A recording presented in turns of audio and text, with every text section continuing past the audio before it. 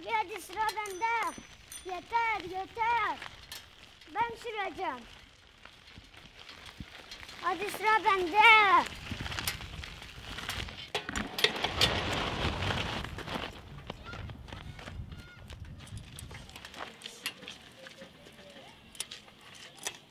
Yeter uğraşma artık olmuyor. Hep sen bozuyorsun. Hep en çok sen biniyorsun. Yapacağın harbiden sen sürmeyeceksin. Hele bak. Ben bozmuyorum, bisiklet eskimiş ondan bozuluyor. Ben bindiğim nereden bozulmuyor yalancı?